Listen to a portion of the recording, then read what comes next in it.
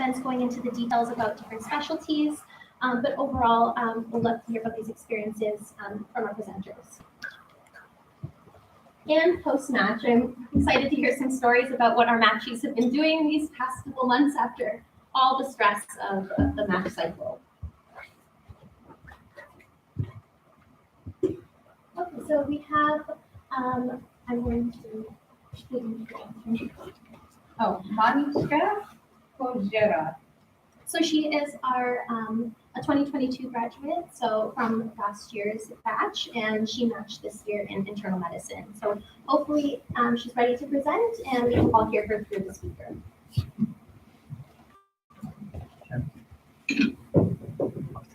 Hi, my name is Monica Kozera, and as you can tell from the slide, I am a 2022 graduate, USIMG. I would consider myself USIMG. I matched at University of Connecticut, which was my top choice. I put my contact information here for you guys in case you have any remaining questions afterwards. I am currently at work right now, so I'm not sure I'll be able to stay for the Q&A session, so that's why, contact information is right there. As you can see here, I graduated from PUMS last year, and so that meant me taking a gap year before matching into residency. And in the next couple of slides, I'll be outlining my journey to residency and what it took for me to secure a spot at my top choice residency program. You can go ahead. So there are different paths you can take in your gap year. I can narrow them down into two categories, the clinical and research. Which one you choose really depends on your personal needs. For clinical, you can do stage, which is a Polish version of residency, or another form of internship abroad. I'm not too familiar with those, but the other clinical opportunities are additional serviceships, externships, medical scribe, and CNA. As for research, you can become a research assistant, research coordinator, or simply reach out to doctors at bigger institutions to see if you could help out with ongoing projects. Now, the real question is, does a gap year really help or hurt you in the end? And the answer is, it depends on what you make of it. If done right, the advantages are that it allows you to network, particularly when the experience is associated with a residency program, compensate for a red flag like a low step or failed step, or enhance your chances of being accepted into a competitive specialty when, for example, you simply need additional clinical work or research experience. The biggest disadvantage, I'd say, of taking a gap year is the obvious forgetting some medical knowledge. And to speak a little bit about my personal experience, I received an amazing offer to work as a clinical research assistant at the main hospital where UConn internal medicine residents train last year, right after graduation. This past year, I have not only gotten amazing opportunities to work with patients in research, contribute to research trials, both sponsored and investigator initiated, but it has definitely provided me an opportunity to network. As for getting medical knowledge, I have been studying for step 3 throughout the process to somewhat ensure I'm keeping up with my medical knowledge. So in conclusion, I can definitely say a gap year benefited me. Next. So for pre-eras, I took my step 1 in February of 2021 and got a somewhat below average score. A score I did not think was good enough for internal medicine. Then step 2 in January 2022, I got a slightly above average for IAM that you see on the left as a reference, OET in April 2021, and received ECFMG certification in July of 2022. While in medical school, I completed 4 electives, 3 in the US and 1 in Poland, and they're outlined on the bottom. Go ahead, press next. For my ERA CV, for volunteer experiences, I included my roles as a Polish interpreter, class representative, peer mentor, tutor, hospital, clinic, volunteer. For work experiences, I included my US electives, previous work in hospital management. For research experiences, I included previous bench lab research and current research position. For publication, I had none at the time when I applied. I emphasized in my application that I was in the process of completing 4 large projects that included publications. As for medical associations that I was a part of, they were AMSAT and SGIM.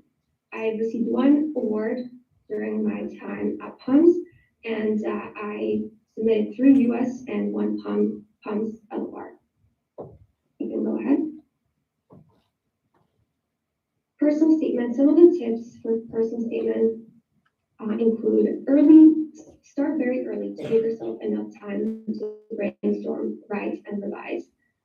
Definitely identify your most impressive accomplishments that set you apart and emphasize your. Rather than simply informing about your experiences and accomplishments, provide specific examples to demonstrate them.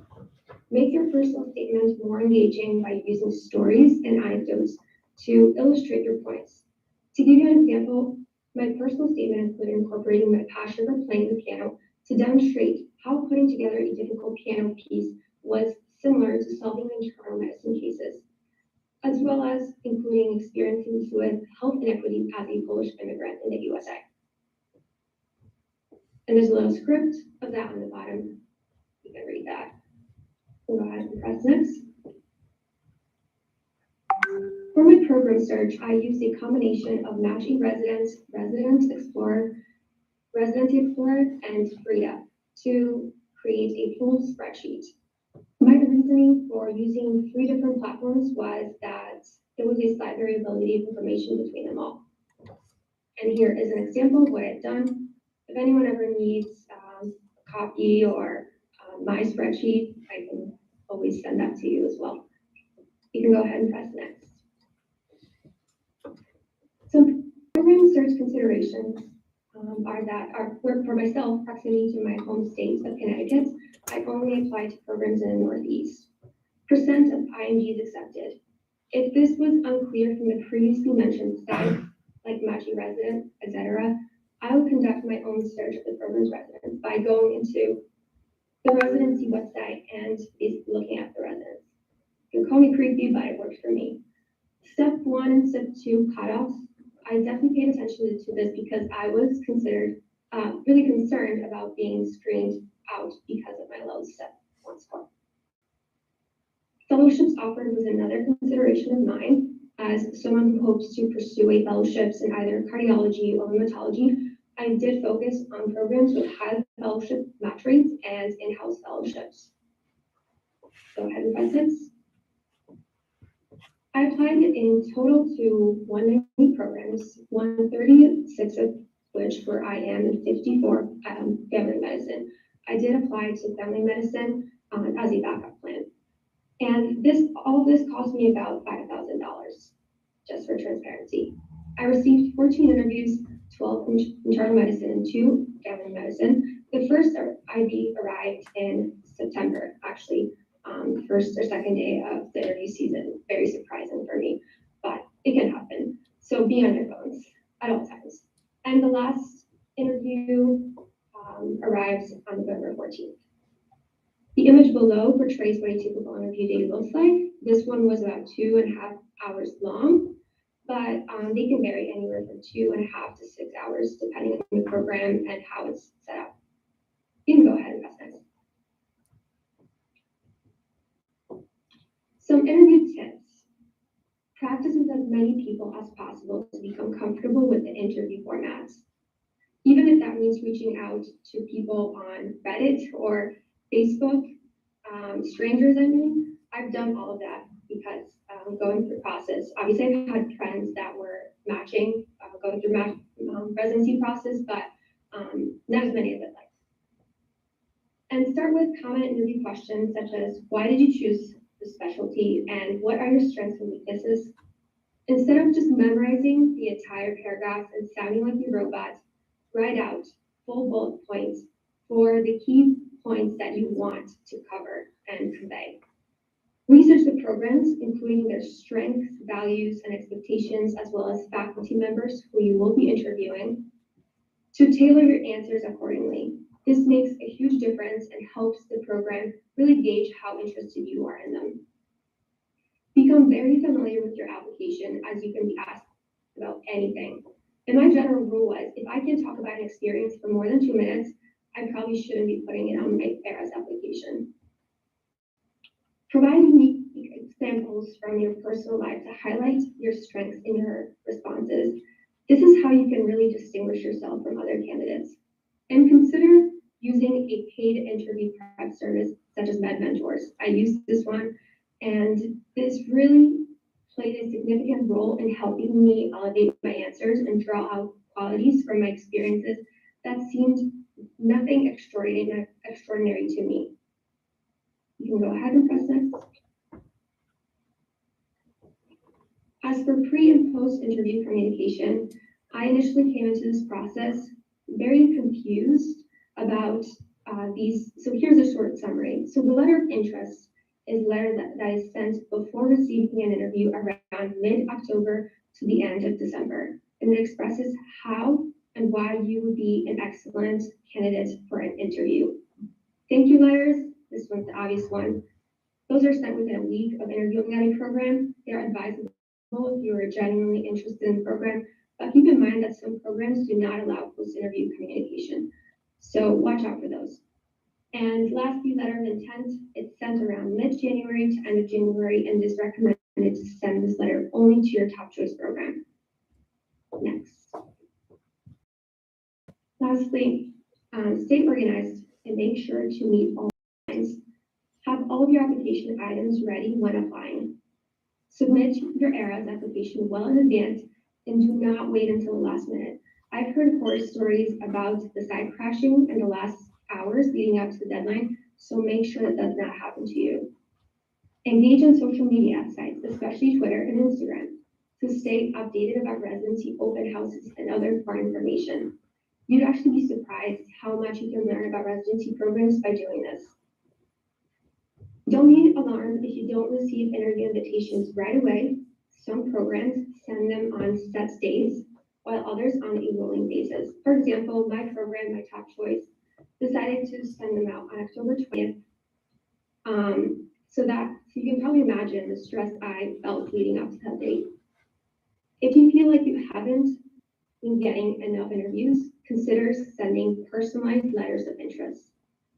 And lastly, most importantly, remember that your whole application counts, and sometimes luck plays a huge role.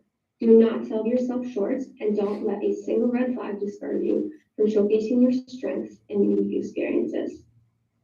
Thank you.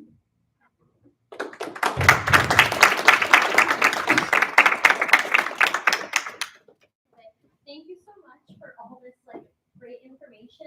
You mentioned that maybe you won't be able to stick around for the Q&A session. Would you be open to answering some questions now if anybody has questions in the audience? Yeah, definitely. Go ahead. Perfect. Anybody have any questions about what's been presented so far? I can also switch back to any slides if you want to mention anything.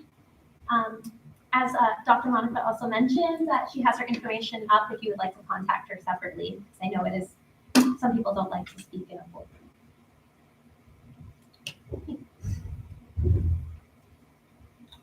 I just have one question then myself about the open houses. Was that majority online, or were there any in-person open houses that you attended?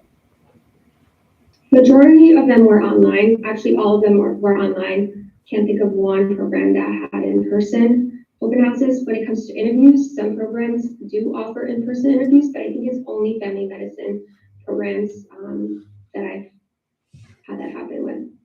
No internal medicine programs offered in-person interviews or open houses. Just a follow-up then about open houses. Is it an interactive experience online, or is it more so just an informational session and then a Q&A at the end? It can be interactive. It depends on how many people attend. If it's a really big group, then it's not very interactive. You're basically just sitting there and listening to what they have to say about the program, and then you get some time at the end to ask questions. But if it's a smaller event, then yes, I think I've attended one where it was very interactive. It just varies from program to program, just as interviews do, open houses, everything varies. All right, thank you so much. So if there's no other questions, thank you for joining us. I know you mentioned you're at work, so congratulations once again. And we look forward to seeing you in your residency and great things. Thank you so much. Bye-bye.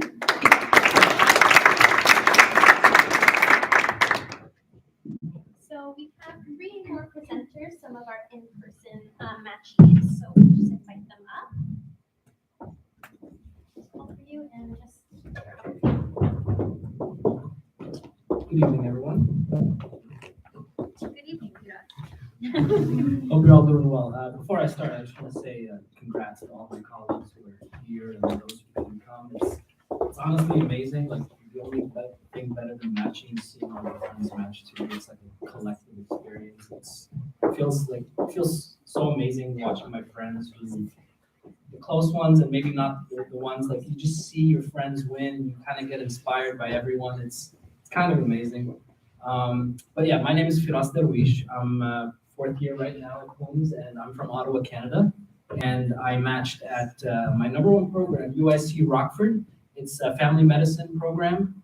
I'm really excited. If you want to reach out to me, my email's right there. But also you can reach me by messenger. I'm sure these slides will all be provided. So please don't hesitate to reach out whenever. I'm always happy to help.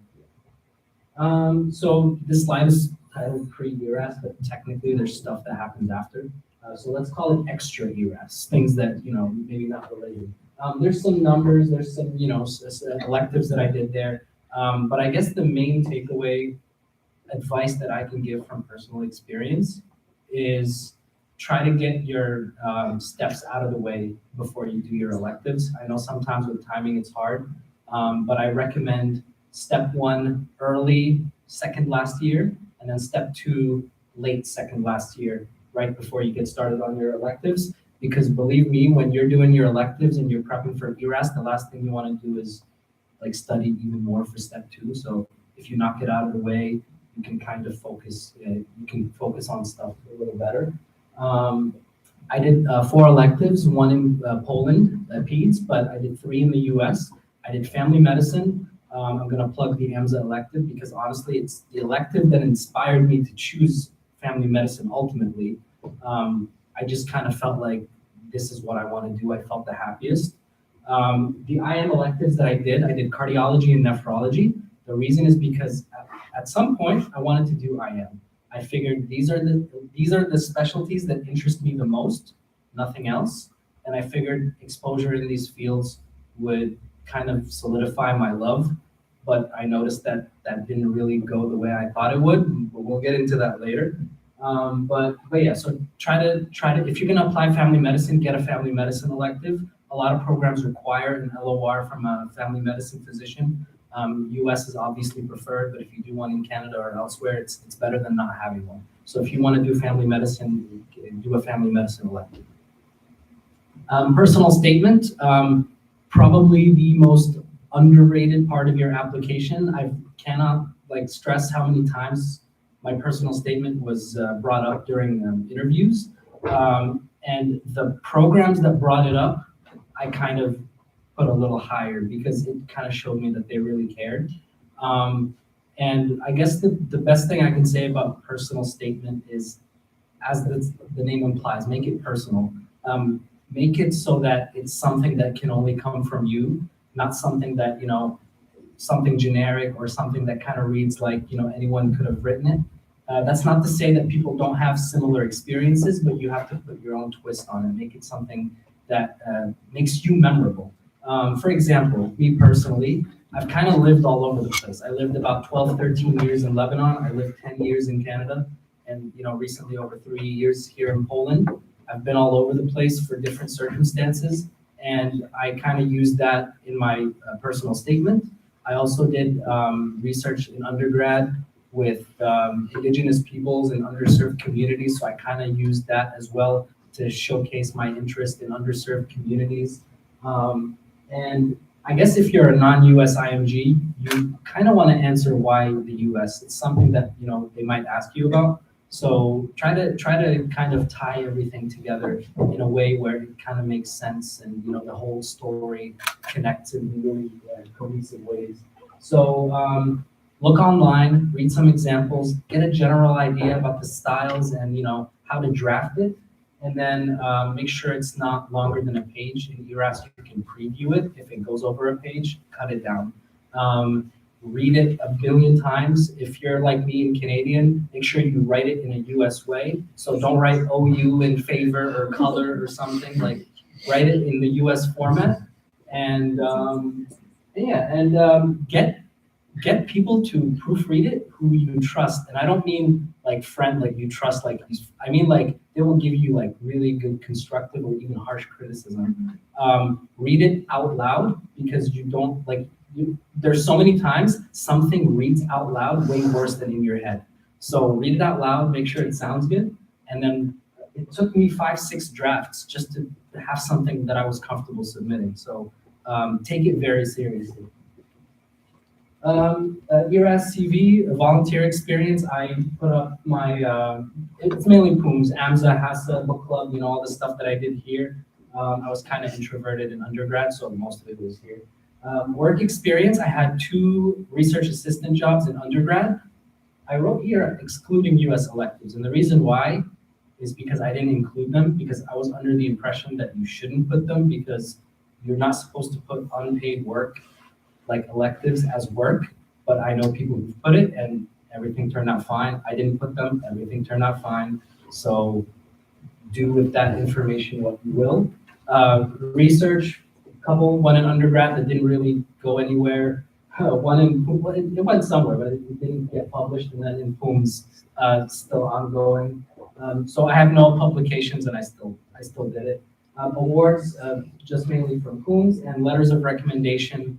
I got 4, but I only really used 3. So I got 1 from POOMS, 1 from my family medicine elective that I used for both family med and IM, and then 1 from my cardiology from the main supervisor I work with. I got a 4th one from another cardiologist I worked with that I only used for programs that requested 4 LORs. They're not going to ask you for 4. They're usually going to ask you at least 3. But when they asked me 3, I used 3. If they said more, I put an extra. But you just really need 3.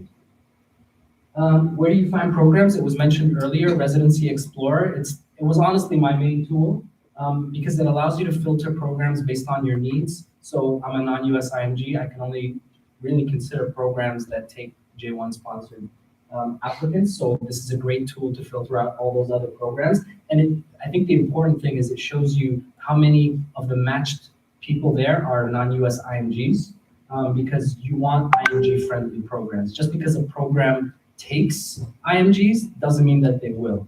And I'll show you what that looks like in a second. So my strategy was apply broadly. I don't really have a lot of strong connections to the US, so anywhere far from home, and in the modern age, you can get on an airplane anywhere and be in Canada in a couple of hours, basically, unless it's like West Coast for me. Find programs that sponsor, J1 visa is allowed. IMG-friendly programs, like I said, ones that have historically taken IMGs. And also there are certain patterns you'll notice. For example, some programs may take IMGs, but it's almost always like Caribbean schools. Now that doesn't mean that you won't be taken by a program that takes students, like UIC Rockford, where I matched. 4 of the 8, 4 were USMDs, 4 were IMGs, 3 from were Caribbean schools. So it doesn't mean that you won't make it, but if some of these patterns, you can kind of look historically what they take and put that into what you want. There's a lot of factors that go into where you're applying. And the number one thing that I will say, find programs that are for other Polish grads. And I'll do a quick breakdown when I show you the programs that I applied to, because if programs have a history of taking grads from Poland, they'll consider your application. This is what Residency Explorer might look like. For example, top left, I filtered by state just to show you, for example, Illinois, that's where I went. Bottom left, J1, that's what I selected. You put in all that info, like your steps, your research, your work, kind of like you would in ERAS, but just numbers. And then it shows you something like this. I ranked them by percentage who matched that were not US IMGs. And it's a great tool, but sometimes it's not up to date. For example, the first program, Mercy Health, program that has actually taken a POOMS alumni last year, who was a Canadian grad, but they no longer, Michael Chen, one of the best guys ever. I love that guy, Dr. Michael Chen. 59% non-US IMGs, but they no longer take J1 visa sponsored applicants. So you got to do a little bit of extra research. And then UIC Rockford, and then, for example, Amita Health, St. Joseph, Loyola, 0% non-US IMGs, even though on paper they take IMGs. They don't take, like historically they don't. Now that doesn't mean that they won't take you, but these applications cost money, so I didn't personally consider them, for example. But this is just what it looks like. This was my strategy. Use your own strategies. I just wanted to show you what it might look like. Interview season, I got my first one October 2nd. We submitted everything on a Wednesday. Sunday, I had my first interview. I was like, nice. I'm gonna be like drowning in interviews. Not really. I just got lucky. I didn't get another one for like 2 weeks. So I got my last one in December. You can still get them in January. Mostly Zoom, sometimes Teams or Thalamus. It's just another place where you can do interviews. Interviews from mid-October to January. And sometimes you might get second looks. So what a second look is, a program will reach out to you and say, hey, we really, are interested in your candidacy. We want you to come visit and, we're gonna have a tour. You can shadow doctors, you can do all this stuff. Sometimes it's online. I didn't attend a couple of them because they were in person and they were in February. The schedule did not allow. It's also an investment. But don't feel bad for not going because the point is not for them to move you on their rank list. It's for you to move them on your rank list. It generally doesn't affect your placement. Now that doesn't mean you can't make a great impression in person. Obviously you can, but like UIC offered me one, I didn't go. I still matched there, so don't worry about it. And preparing, in the words of Dr. Jacqueline Denishak, my mentor and family medicine alumni from this school, work on your elevator pitch. The first thing they'll ask you 9 times out of 10, tell me about yourself. This is where that comes in. You gotta be confident. You gotta give them a nice story concisely. And you gotta kind of give them a taste of your personality, but also in a way that kind of catches their attention. I researched the programs heavily when I got the interviews, the location, what's it like? What's the program director like? What are their interests? Have they done research? What are the fellowships like at the program? All that stuff. Because they're going to ask you to ask questions, so be prepared. Familiarize yourself with any previous research you did. Like I did a research project back in undergrad, and I read about it before I did my interviews, just in case they asked me, and they did. So if I didn't do that, I would have drawn a blank or just talk nonsense.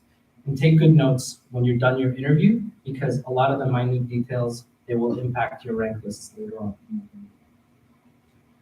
Some stats, I applied to an embarrassingly high number of programs, but I figured since I saved up on my electives, I was like, now's not the time to be cheap. I'm a non-US IMG and I kind of just want to go big or go home. My IM to family med ratio is almost we're over 2 to 1. Now, the reason is because I said earlier I was interested in cardiology and nephrology, and then I went on my electives. I loved family medicine, and I was like, I don't want to do fellowship because I don't want to focus on one thing for the rest of my life. So that kind of shaped my perspective. And these things happen, you're in med school, some of you kind of come in and you're like, I know what I want to do. I'm an indecisive person. I didn't know what I want. I thought I knew what I wanted to do, but these things change. So I ended up kind of preferring my family medicine programs. I thought they were better programs.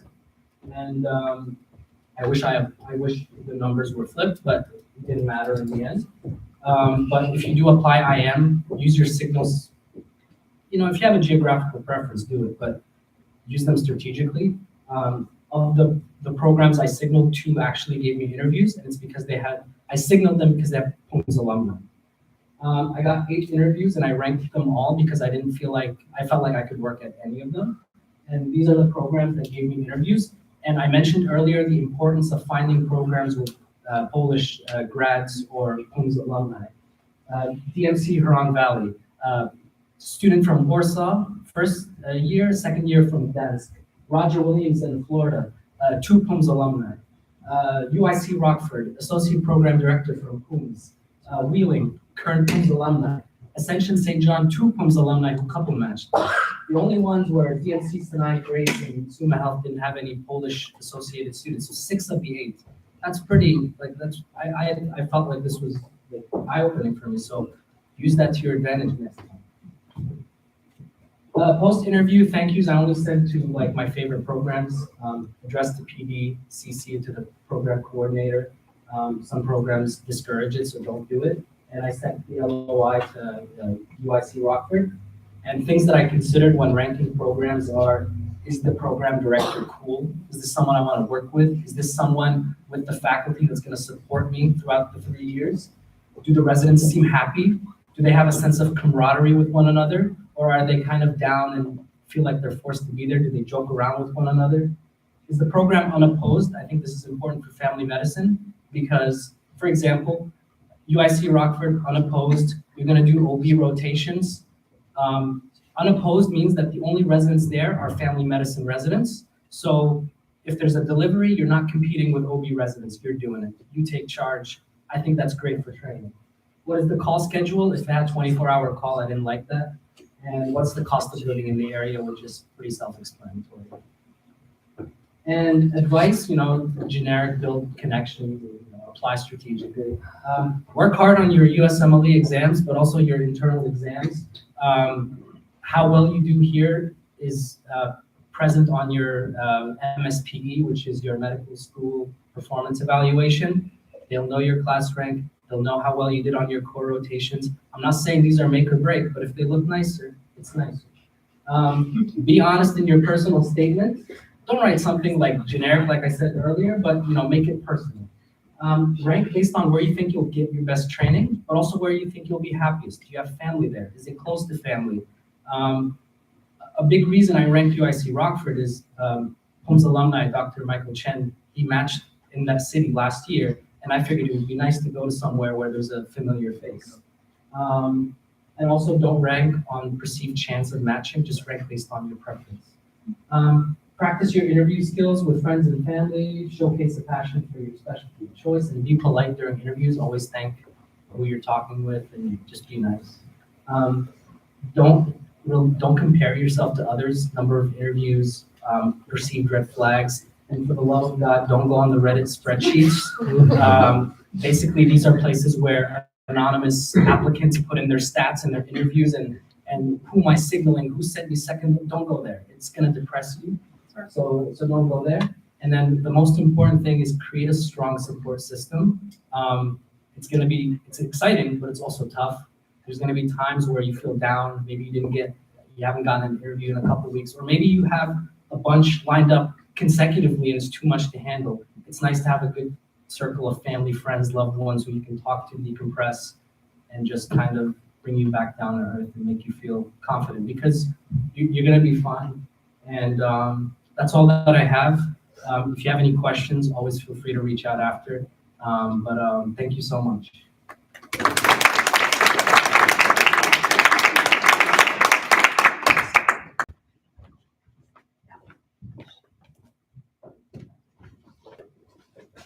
My name's Gabby. I matched into Ascension St. Mary and Elizabeth family residence in Chicago, Illinois.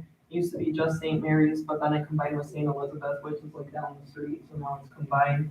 I'm a USIMG from Chicago, for a 4MD graduating this year, and then my contact information is also there.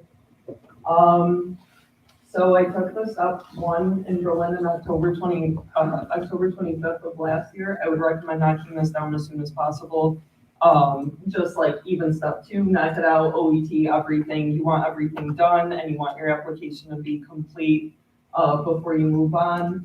Electives, they were all in Chicago. I wanted to stay in Chicago and I had some family stuff going on that summer that I had to stay in Chicago for, but ended up working out in my favor. And then I did pediatric surgery here in June, which was also really nice.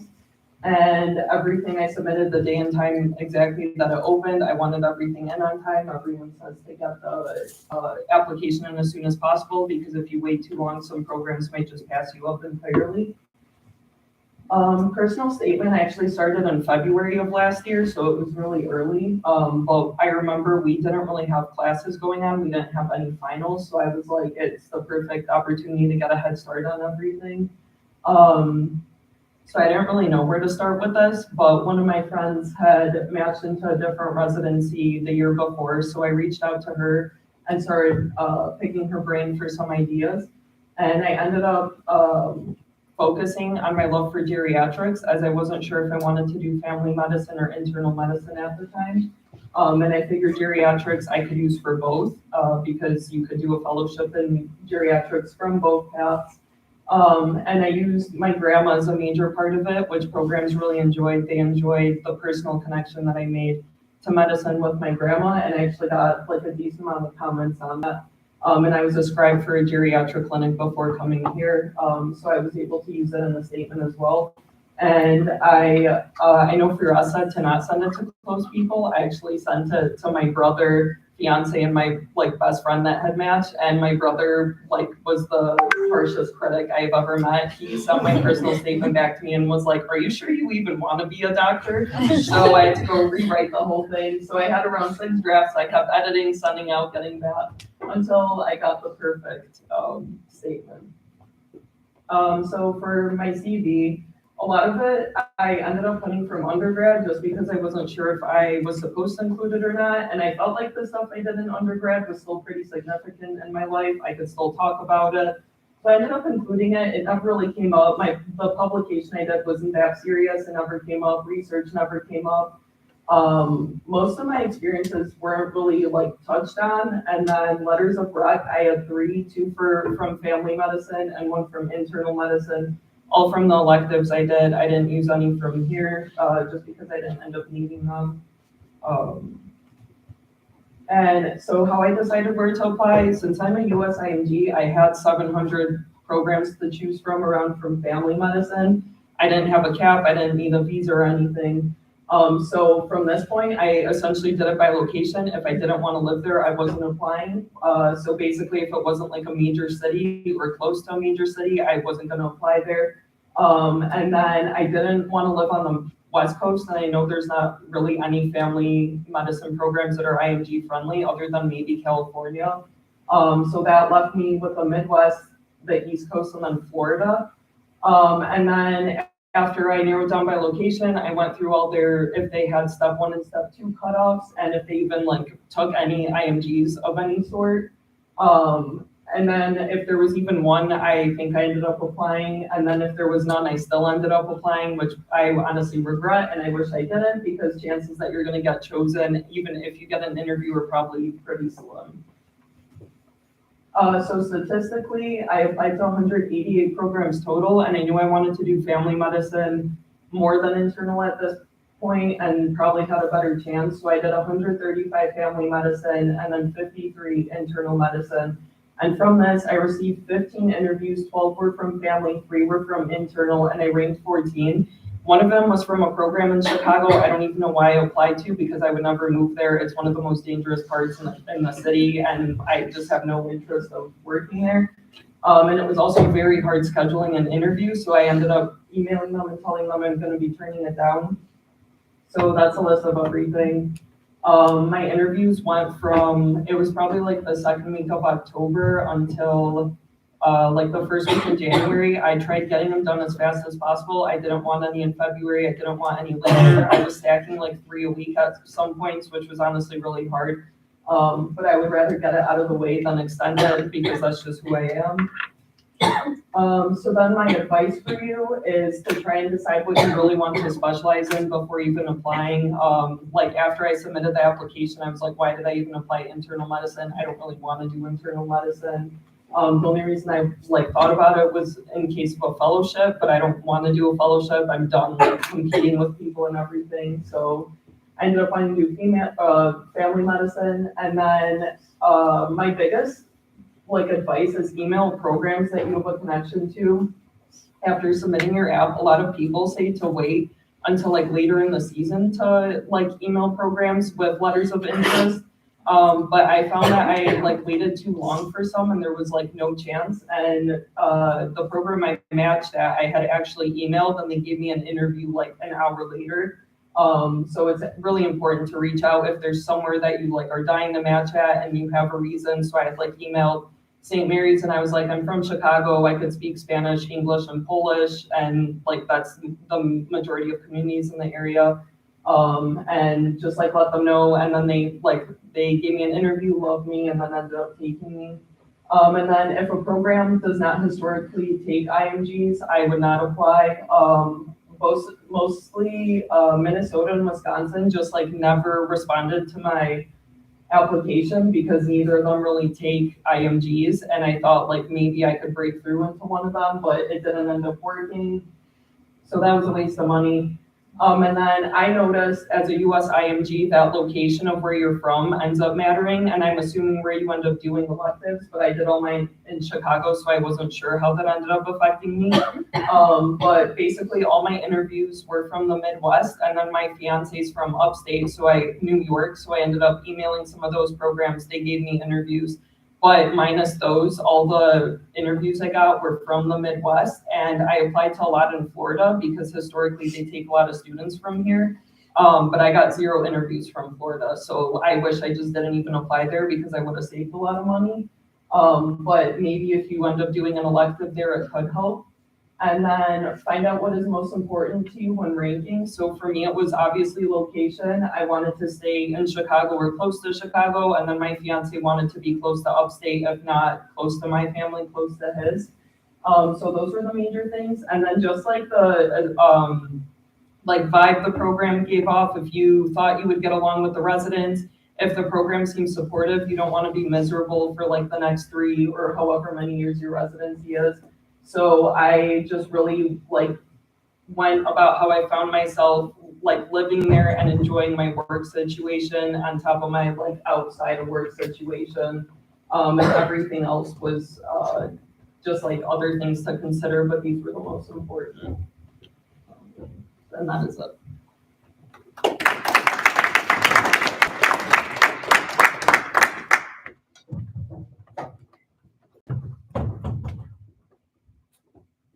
Hi, my name is Maria.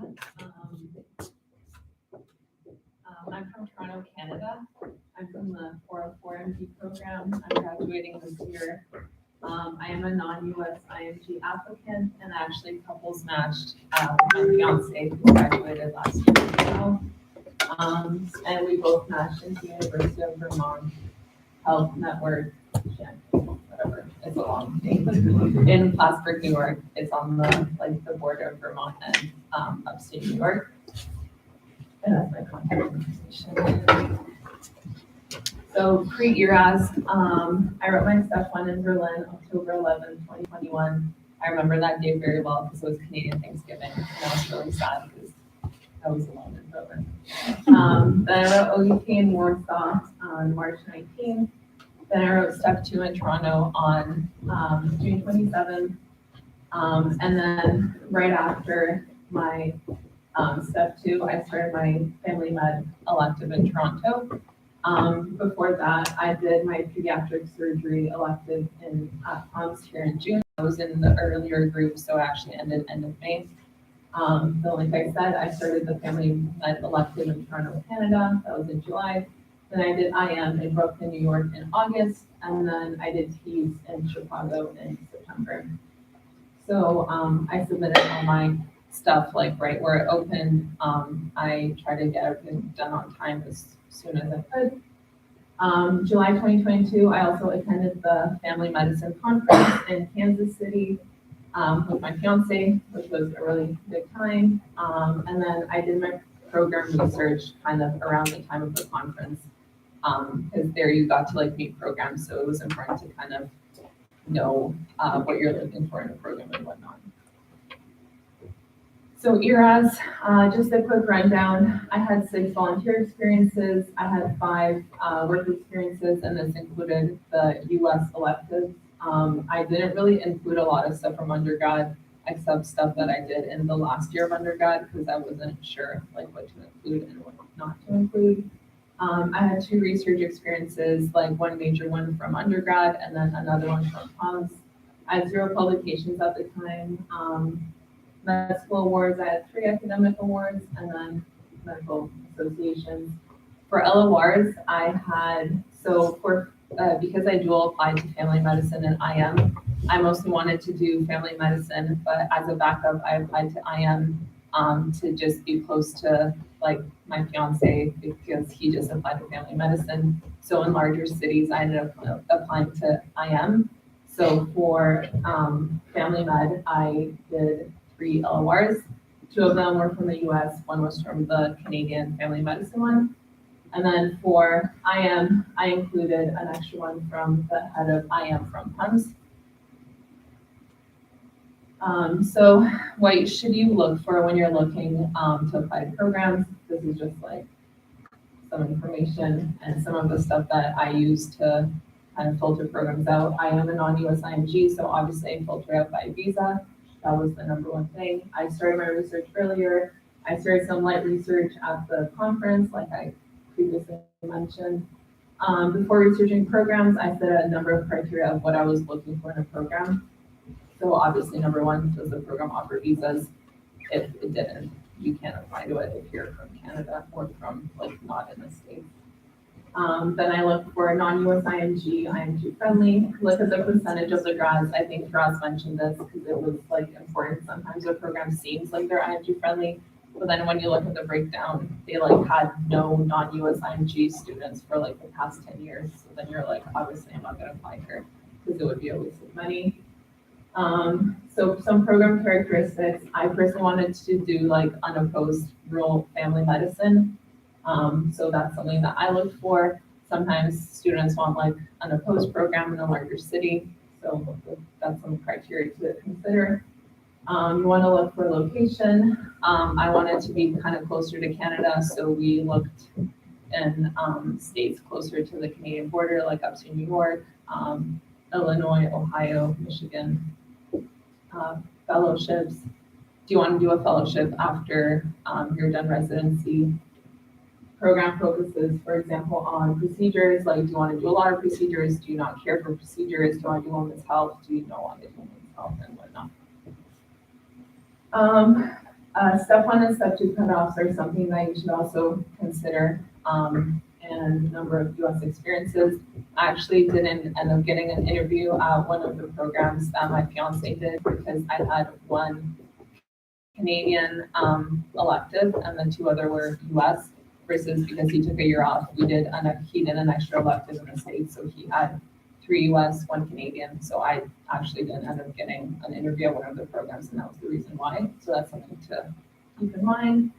And like, what do you want in a program? That's also really important. You want to be happy in the next like couple of years when you're doing residency, and you do want to like focus on the training that you want to carry on to like your future practice. So this is just a quick breakdown of what we use to look at programs. We use Residency Explorer. I think it's like a really great tool. And then like we made a massive Excel sheet, which was extremely long. And we filtered out programs and decided to like apply to all the ones that are in yellow, and then the red ones we didn't apply to.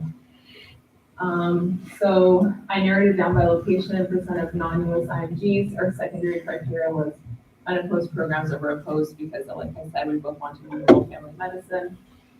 So we had a total of 170 programs for which for family medicine we only applied to 107. Additionally, I only applied for IM. So I only apply to programs in larger cities, like I mentioned, to increase the chances of matching as a couple. Yeah, so like I think for us or someone else mentioned, on the supplemental ERS application, you can signal programs for IM. So I did signal programs. Personal statement. So we obviously want to make time for this, start thinking about your personal statement. I started thinking about it the end of July. I know Gabby said she started thinking about it in February. I wasn't thinking about my application in February. So like, what do you want to include in it?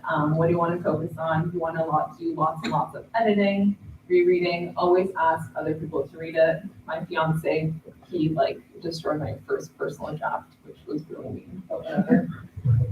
Personal statement shouldn't be longer than a page. Mine was like a page and 2 sentences, and I couldn't narrow it down more, so I just kept it. Explain like who you are, why you're interested in a specialty, what kind of position do you want to be, like what kind of goals you have for the future. Always ask another person to read it and out loud if possible. Do not include stuff that are on your CV, like they already have your CV, so don't like rewrite it again because they want to know like who you are. They don't want to like reread the CV again. And like obviously be genuine. So in my personal statement, I really focus on community because I grew up in a very large Polish community back in Toronto, and I was super involved in it, and community was something that was super important to me. So that's something that I focused on.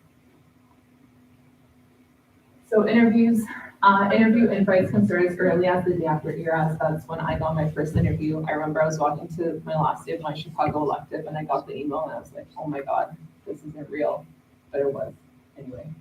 And then sometimes doing your interviews at the end of October, sometimes at the beginning of November. So if you're not getting interviews like right away, don't be nervous. It is also specialty dependent. So I received a total of 17 family med interviews and 7 IM interviews. As a couple, we had 14 FM interviews together. I declined 5 out of the 7 IM interviews because after getting the FM interviews, I didn't really want to do IM. So then I was like, there's no point of me doing these interviews and they should give them to people that actually want to do it. So, yeah. And like Firas mentioned about the signaling, it's super important because out of like all the programs that I signaled, I did get an interview for IM from all of those programs. So make sure to know why you love the specialty and why you are applying to it and what your future goals are. A lot of the time I got the question, where do you see yourself in 5 years? Like what kind of physician do you want to be in 5 years? So make sure you have an answer to that. I got a ring lamp for my interview. It honestly makes you look better on camera. And I got it like for $15 off of Amazon, which isn't like a lot. And you obviously want to have professional attire. You want to look put together. You obviously want to prepare for your interviews, but also don't be like a robot. You want to be yourself.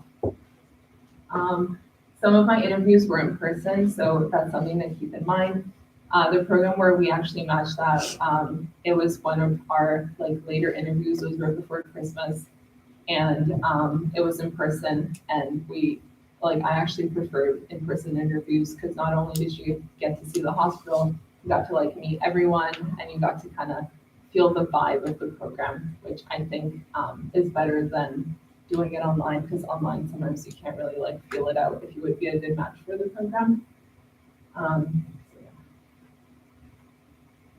So ranking, obviously make a pros and cons list, like right after your interview, sometimes you can like forget what you didn't like about your interview day and what you did like, so make sure to do that right away. So ask yourself, why did you like the program? Why did you not like it? Can you picture yourself working here and whatnot? And that's just like the Match website where you rank your programs. And my advice is, like everyone said, try to get everything out of the way. Like step 1, now that it's pass fail, like just try to get out of the way as soon as possible. Same with step 2. You do not want to be studying for step 2 when you have electives. Like electives can kind of be a lot.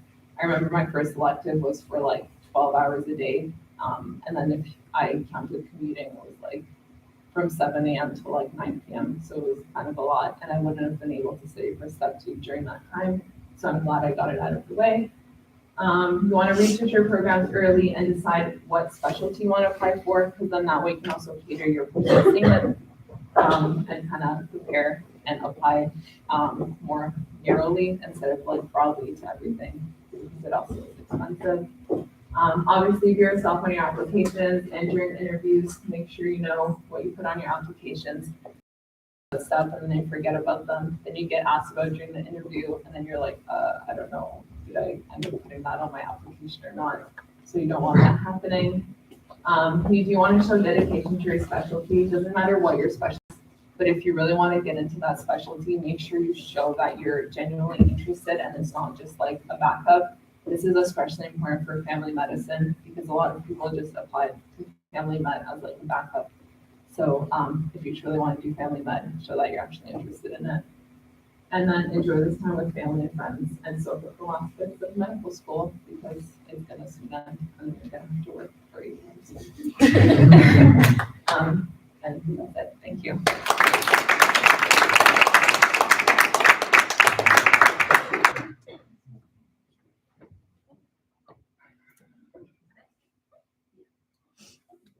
So I can maybe just say it from here. here. So maybe we'll do the Q&A session and then take a quick break to eat up all our lovely food and then go into some congratulatory gifts and videos and celebrations.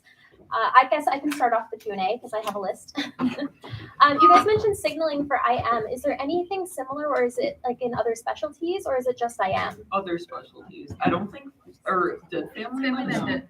No, they- Really? I think a lot joined it this upcoming cycle, so we can't really speak on it, but for that, I would recommend looking at like Frida and seeing the percent chance of like all the programs that take IMGs or like non-US IMGs. So doing that, I guess like basically where you think you would have the highest chance, I would signal, or if there's like a location you really want to move to. So you get geographic signals and program signals, and geographic signals, you do it like southeast, and they'll give like a list of like what states are in. And then you get program signals, and you get a certain amount of program signals per specialty. So I can't speak to any other specialty, but I know for peds we got like 4 or 5. So some other specialties had like 7 or 8. Internal. I don't know how much family will have this cycle. But IM had 7. I heard neuro has 3.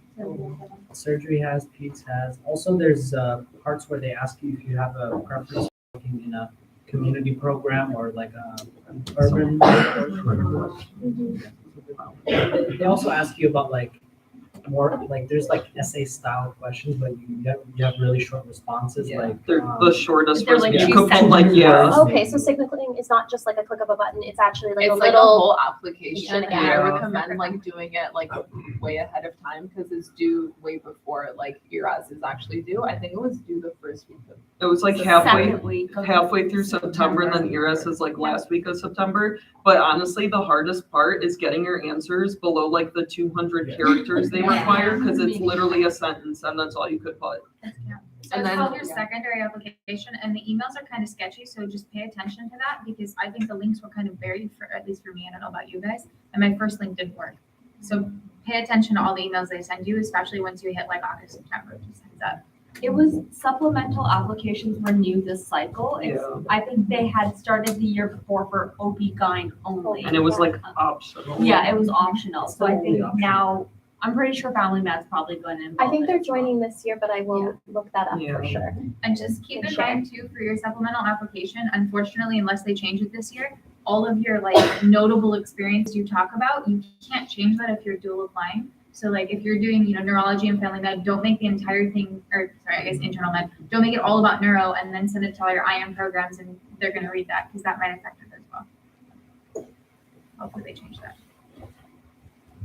When you're writing like these letters of intent, what exactly are you putting into like why you wanna?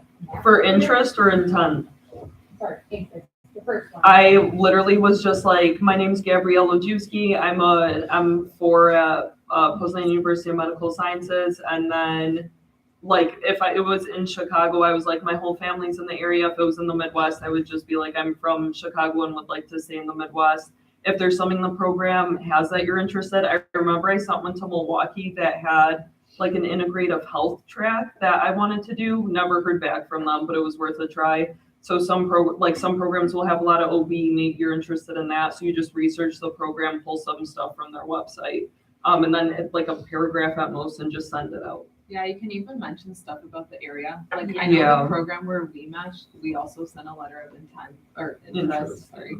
And then we said like we're both really into like hiking and like wilderness, and it's like in the Adirondacks. So Just that like was hype up big. the area and hope that So, like I would love to like work here. yeah, it could be a lie, but just get an interview. Programs want to know you want to live in that area, Yeah. and having family loving the area, visiting there before makes a big difference. And also like a lot of, I'm not sure for other specialties, but for family medicine, a lot of the programs also want you to stay in the area after because there's sometimes like a lot of doctors in that area. So if you're open to it and you mention it, you're more likely to get an interview. And if anyone's financially constrained, I think what you heard from like 3 or 4 of the people today is really smart. One, the letters of interest are really, really great. I know someone who matched into a program only because they sent a letter of interest. I didn't do that, but every one of my interviews was somewhere I signaled. So I think One thing that I'm not sure if it was mentioned, I don't think so, is for me, I wanted to go back to Arizona. All of my interviews were in Arizona. And I think a huge part of that is every single one of my personal statements was tailored to each one of those programs. I wasn't messing around. So I think if you're looking at a specific geographical area, you should have a specific personal statement to each of them. You can still have like 80% is the same, but throw in something about them that is only about them. I think You that's can the also way. be annoying and signal and email, which I did for internal, and it worked, so. Did any of the programs offer you, I don't know if all of them do it, but sometimes they will offer like a 2-week shadow opportunity or something that you can like go and like meet everyone and like, it's kind of like a externship, but like not really. So I had like, I think 3 of the programs where I got an interview. They're like, oh, if you want to come down, you can like stay here for a week. But Did you end up doing it? No. I wasn't really interested. Okay. All right. In like those programs. I think it was like North Dakota. It was kind of, I was in North yeah. So you mentioned that like they would like you to stay in the area. Like they're putting this commitment into you becoming a doctor as well. So as like the Canadians on the board, how did you discuss the whole like I'm gonna call it return of service, but I'm sure that's not what it's called. Like when they have to sponsor you to stay in the area. Like as I know with the J1 visa, the stipulation is you have to go back to your home country. There's something called like a waiver. Oh wait, Yeah. yes, a waiver. Was You that have to work mentioned in an during this program? underserved community, I think, for 3 years. But a lot of these community programs are already in underserved communities. Yeah. So it's probably easy. Like the program I matched in, one of the people I interviewed with is a faculty member who literally graduated from the program in June. And they offered her a faculty member, and she's from Toronto. Okay. So like, if it's in an underserved community already and they love you, like they want to keep you. Like if you really impress them, like a lot of the faculty members from my program are alumni from the program, and I actually saw that as a good thing because this program wants them to stay and they're willing to stay. Yeah, So and then even sometimes they'll offer you like, oh, like if you stay in the area, we'll pay off like the rest of your like loans or something. Oh, very nice. Or like they'll give you incentives, and they're obviously way more likely to hire you, like Ross said, if you finish at that program or like in that area. So is that something appropriate to bring up in interviews, kind of when they say, do you have any questions for us? You can bring up waivers about staying in the area. I would just say like you're really open to staying in the area. Okay, just leave it more general. Yeah. You can kind of see when you're doing research on like the programs, Yeah, like people who stay the there. yeah, like the attendings that are there, if they're from the program and they stayed there, and a good amount for it, especially like IMG places, are people that needed visas. So Yeah, they some of stayed the, on. a couple of the programs I interviewed, the program directors were from Canada. So like, if you see the faculty has people from outside of the US, like they want to keep. So. And I'm gonna say something kind of awful. Obviously, you guys need a job, so apply broadly, absolutely. But I do think it's important you only send letters of interest and intent to programs you really truly like to see yourself at. I think you should limit that a bit.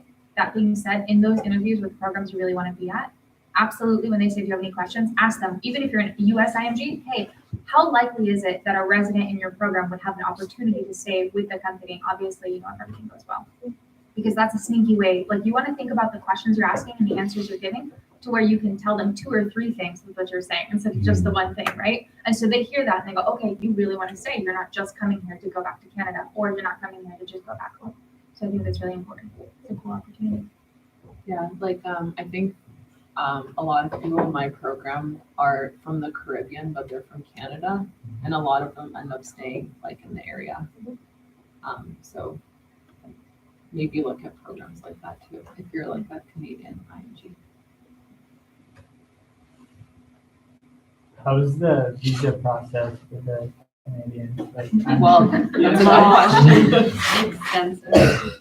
We just started it, and they're probably going on. Goodbye to It's the not like English. that. We'll fix it on the. so is it like, do you So Like, is like, it a lot of documents or like? No. can you Yeah. talk So about- basically, Residency onboarding is a lot of the documents. moment you It's match, just- you get one day, half a day to be excited, and then it's like. And then it's like Yeah. onboarding every day, like a new, and you can't even submit anything because you don't have your diploma, you don't have ECFMG certification. So it's just like stressful. So basically, like if you can't even get your visa if you don't have your diploma. And then after you get your diploma, you have to send it to ECFMG to get ECFMG certified. And that takes around like 3 weeks, 2 weeks. And then after that, you can only get your visa. So like that this time right now is super stressful. And because, then like, are the programs like aware? of no, It they, depends on the program. Yeah. So, like, they have Prince yeah. alumni, Yeah. yeah. so They in, have Prince alumni, Yeah. they're well aware. So in my program, there's nobody from PUMS, and like we're the only first people from like European IMGs, and everyone else from Caribbean, and they like end school like much earlier. So I messaged the program director, and then she's like, "Well, I don't know what to do." So I'm like, okay. Yeah, it's program dependent. Like my program, another one of the people who match there also graduates like us May 31st. The program knows. And when I talked to the program coordinator, I said like, what will happen? And then she said, I could put you on a rotation where you don't need to be at the hospital in your first like block. So it depends. Sometimes you'll get an inflexible program. Sometimes you'll be a little more like my program has a PUMS alumni on the faculty. You know what I mean? So it's different. So, but like it's doable. Like students last year graduated and they got things in time and they started. It's stressful, but It's I like understand. a lot And of last this. year, yeah. have your class reps talk to the graded exam professors to make sure you schedule them in advance, because that's also really important. Especially if anyone fails and needs retakes, you want to make sure your exam cards aren't held up. So like for us, they were trying to schedule one of our finals like middle, end of May. We're like, you can't do that, we need help. So talk to your class reps your last year, make sure that they're aware of those deadlines. get neuro out of the way Yeah, if you can. neuro and infectious disease, just get the exam scheduled. Basically, like you can't get your diploma if your credits aren't in. Yeah. So like the sooner you end school, the better. Because then you can get your diploma earlier and then get everything done faster. But I think technically they're contractually obligated to hire you. So actually, I'm no. optimistic. Like Actually, if the you- match if you is don't- fine, dude. Like, If you don't have your visa on time, like you can't start, and then they take out Yeah, your they sick take your days. PTO, So, so like, you don't want if that. you You have get no sick, vacation, have fun. Yeah. So it's nothing not else like- except residency. So this is, Burnout. this is like before like going into like did like any of the Canadians like have trouble at the border? Like did they ask you, like if they asked you like Why are why you you're here? going? I'm working with a doctor. That's it. Are you getting paid? No. Well, I'm just- it's all about the money usually. Usually just try to maybe have a letter, because for all of my electives, it was fine, minus my last one in Chicago, where I decided to drive with my brother for the long weekend. I got stopped. It was like 12 a.m. They're like, why are you crossing the border this late? And I'm like, my brother was working and he was like driving the car. And then they didn't want to let me go, and I was at the border control for 3 hours. Oh my. Because they didn't believe me that I wasn't getting paid. And I was like, I wish I was getting paid. I'm paying them. I'm paying Yeah. them. So like maybe try to have a letter from like the elective that like you're not getting paid, Okay. just in case. But like I've never. Did you have like letters from the places you were doing? No, I electives literally saying, gave like, them the contact and like Oh. the email and like everything of the elective person, and they still. At didn't- 12 a.m., I think it might be a little They difficult to still didn't contact. believe me. I was like, I'm sorry. Yeah, I was having like a meltdown. yeah, that's my worst fear. So like you just have some like documents to show that like it's not paid. I think if you fly through. Yeah, just don't drive. Don't Don't drive, drive over yeah, borders. yeah. If you fly, I it's never much went. easier. Yeah. I have another question about the New York rule. I think there's been a little bit of confusion about it, and maybe actually Maria, you can speak on behalf of Mihao about his electives and his gap year. I know you can only do 12 weeks in New York, or sorry, in the US to apply to New York, but that kind of resets and it doesn't matter if you've already graduated. Is that correct? I No, thought it still counts. it still counts? counts. So like Miha was lucky enough because last year he did the It's the four. Its first one was in Canada. So. Oh, okay. Because I think it's worded as electives that count towards your diploma. So I didn't know if after he graduated, then he's doing electives just for his own additional experience. So maybe this is just something we need to like. To be I honest, think look you more. can do wherever you want at that point, because we had this other student, and he just did them everywhere, and I think he applied to New York, so I think outside of your graduating requirements, I don't think that Yes. affects it, as long as the ones you do while you're a student, that limit does apply. Is it as a student or is it ones that you put towards your diploma? Because I know we need 4 electives for our diploma. So 4 PUMs that we like submit to PUMs as our requirements. However, we do have like 6 months off. So if we wanted to do more electives in the United States, I think would you that just be don't tell possible? You just don't submit them because they're Yeah, not part of our just don't. diploma. To be Is that honest, I don't correct? even know how they keep tabs on this. Yeah. I know I you guess- do in the United States. I think Would you that just be don't tell possible? You just don't submit them because they're Yeah. not part of our diploma. To be Is that honest, I correct? don't even know how they keep tabs on this. Yeah. I know you guess- have This is How do the, you know? They're not on your MSP. No, I when had I got my numerous- interview, they asked me to fill out a form. Yeah, It's a signature thing. certifying How that much. you didn't. So and you it's do like have to this sign to huge the, thing. like, basically, you're saying that you did not do more than 12, so I that's didn't get why any in it's New like. York, so- Mine Yeah, just not my they make you advice sign is just to for not it. do more than Okay. 12. They Okay, make you to play on the Just in safe case. side and just do Like, 12. I would don't, just do and just like enjoy your time. There was one interview I got that wouldn't even let me schedule until I like sent them all these forms Yes. saying I didn't go over the, Oh, the wow. rule. Yeah. Yeah. Because I think it's a state law, Just it's not New even the York. program. No, it is a state law. It's a state law, yeah. Yeah. And it's only for certain schools. There's a list of schools that That are are exempt from it. exempted from it. It's mostly, I think, Caribbean Yes. schools that are exempt. I think we've passed this information on to the dean's office, and hopefully for future years, I think this is all like what these events are about, and also like AMSA and NASG of like giving back to the school. So hopefully for, if there's any lower year students here, that might be, better for when you're applying. It's just Are New you- York. There's like 40. Don't live there, that's terrible. I had a question, it's like, because now step 1 is passing fail, right? Now it's different step 2 like for everything. For like, like marks and everything. I just want to know, like, is there something that you guys like did or you guys like recommend doing for your, like, just making sure that the match process is easier, or it's like, you guys are preferred more over the other people, like, especially because we're not in US, the IMGs, they already don't prefer as much as the US people. So obviously, like, did you guys like do something in particular, you recommend doing something such as to boost your CV or something like that? I think all of us, at least for here, we all had scores for step 1. So we can't really speak too much on the pass or fail. But I think it's just mainly focusing on step 2 scores, as well as research always helps, getting more involved in whatever field and specialty you're in. So it's just boosting your CV in general, and like your letters of recommendation make a big difference in doing those in the States. I would say have a diverse like CV. Like, okay, it's one thing to have like great scores, but if you don't have any like volunteer experience, or it's just one thing, like, because they wanna hire you not just because you're smart, because they know you're qualified. If you're applying, you're qualified. Okay, they want to know, are you someone interesting? Can I work with you for 3+ years, right? So like, if you showcase a diversity in what you've been involved in, where okay, you have good scores, but have you been involved in some cool clubs or organizations? Have you done research?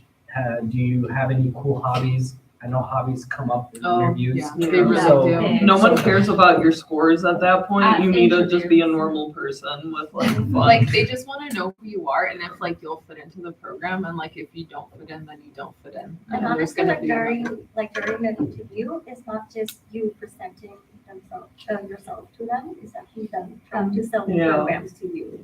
They really want you to know them.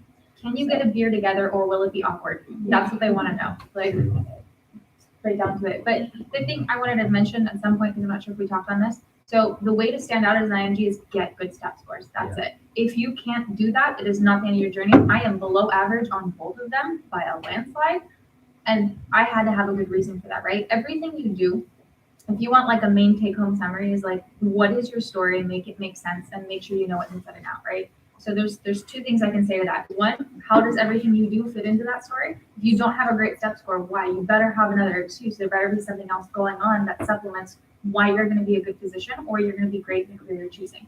The second thing is to kind of narrow down some of what everyone said, because it's been amazing and I've really enjoyed listening to my colleagues speak. But I always tell people when you're preparing for an interview, know your threes. And what that means is basically like, what are the three most important things about you that you want to get across? What are your three weaknesses that you really are working on? What are your three strengths, right? Everything. What are your three most important research opportunities if you have them? What are your three favorite hobbies? Nail that down, because then once they start asking you questions, the entire thing is a conversation, nothing more, and you're just sharing what those things are. That's it. So you should practice as much as you can. Everyone who said that is totally right. But the biggest thing you need to do is one, get a ring light, absolutely, some sort of LED, otherwise they can't see you. And then be yourself and try to tell them who you are. Keep your answers questions, but know who you are and what you want to present, and then just do it. Like, and then be yourself and try to tell them who you are. Keep your answers questions, but no oversimplifying it, but I swear it is exactly that. It's like, I think it's not that complicated. Like, you really just do have to be yourself and like very genuine.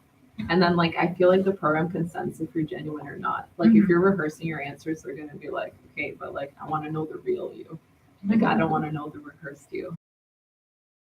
Like those know your threes, by the way, is just you guys calm down because you'll freak yourselves out more than anyone else. So don't lie about any of it. Don't embellish it. If you got a certificate for participating in a club here and you put it as an award, I will punch you down and yell at you. Make sure that what you put on your CV and like in these applications matters. And like, again, someone who said talk about it for 2 minutes or something. Oh. Was it you? Monica. Monica said if you can't talk about it for 2 minutes, don't put it. But like be genuine and be passionate and let it show. Like I just said, like, make sure to know what you're putting on your CV, because like I know sometimes people just put everything and then they forget what they put, and then they're asked about it, like, oh, can you tell me about this experience? And they're like, wait, I put that down. Like, I don't remember. and then they ask you about something that you're not you didn't do, and it takes away time from something awesome you did do.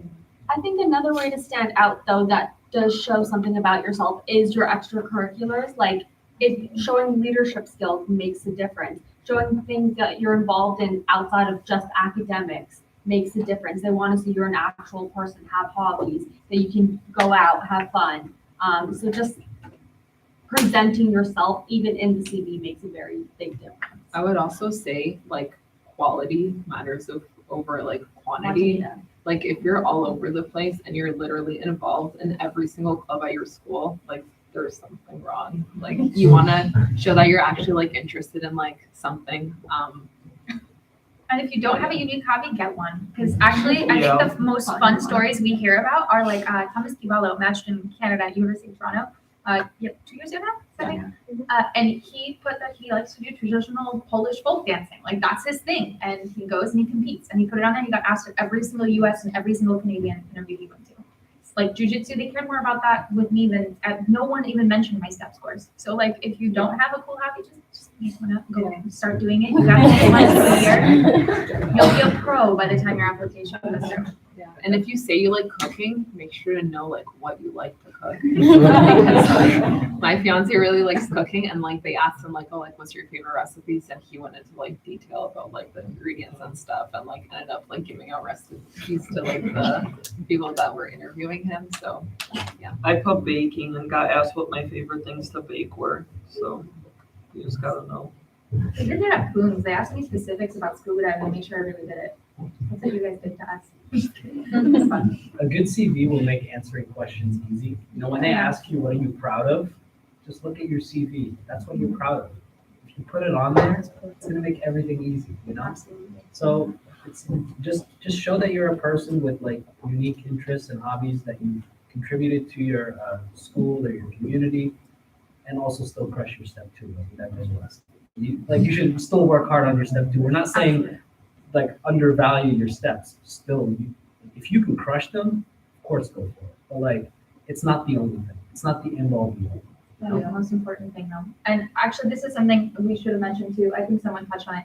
I'm really lucky to have friends like these that I've reached out to, and like I think Kudas and Mina were probably like 2 of the largest support systems in my life. And you're gonna go through some crazy emotional swings. You're gonna go through little bouts of depression, large or small. this is really stressful, and no one talks about like the aftermath of this, right? You finish an exam, and then for the next week, you literally feel purposeless because you're like, I'm not doing UWorld, I'm not doing Anki, like what am I doing with my life? That can go really well, or it can go really poorly, and it's okay if it goes either way, right? Same thing with your exams, same thing with your ERS application, same thing. It's just like it's like the aftershock of all of this. That's all really normal. That's all really normal. Make sure you keep opening up to each other and like find some like people to talk to in your class. And also, when you're going through this and prepping for interviews, ask them to tell you what's good about you, because it's going to be hard some days to figure out what's good about you. You're going to feel like crap. You're going to compare yourself. You're going to open Reddit. Please don't do it. He's right. It's where souls and dreams go to die. But like, keep your friends around you and have them kind of like amp you up, and do the same for them, because you're going to need it for this next one. It's like a harsh truth, but it's really exciting and awesome to do that.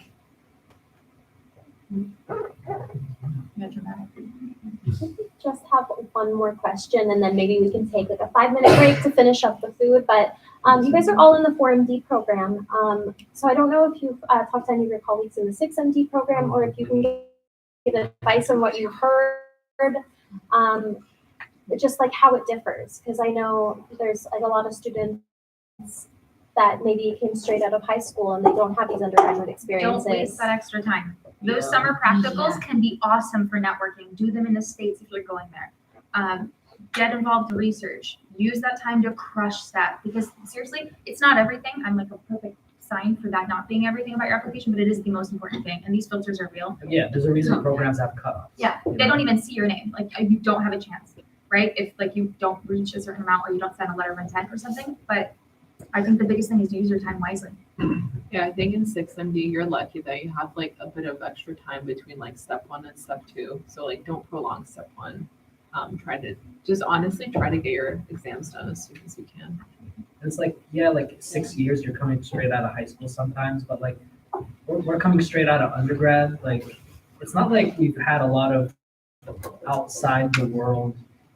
At least for me, I don't have a lot of outside world real experiences. Like, I'm filling out a document right now for my onboarding, and they're like, list all the jobs you've held for more than a year. I'm like, I went from high school to undergrad to med school. A career student, yeah. Yeah, so like, it's just take those extra 2 years, you know, and I'm just in general. 7 years, I've had so many addresses. Yeah, but like, yeah, if you feel like, oh, I'm coming straight out, that's actually a unique thing. Like you went from high school to med school. That's so cool. Like, it's different than the States. I think you can use that to your advantage. I'm not in the 6MD program, but for previous events, you can also find the slides from previous years from 6MD perspectives. But they're basically saying that, like, you guys were mentioning you don't know what to put on your CV or whatnot. But if you did it in high school, but it's meaningful to you and you can speak about it, they said put it on there. Absolutely. Especially if you didn't do undergrad. Yeah. Because you don't have that 4-year gap. So. So if there's any other questions, we're just going to review the slides with the presentees, make sure we're good to share everything and their contact. So if there's any other questions, we're just going to review the slides with the presentees, make sure we're good to share everything and their contact information. Maybe I'll stand up for this. So also wanted to mention that NSG usually puts out the annual match list of the students' names, their contact information, where they matched. However, we're still editing it. There's a lot of alumni that matched this year, which is really great, but we do need to ask them permission before we can share any of this information. So please maybe give us till next week to post that out. But you can see previous years, a lot of matchees mentioned that we learn from them each year, and they've learned from previous years above them. So finding out where other PUMS alumni have matched is really important. You can find that all on our NASG socials. And, you know, also AMPS is a great resource. So if all the matchees had a chance to grab a cupcake, we have all this food that will go to waste. So maybe we'll take a 5-minute break to snack. I'm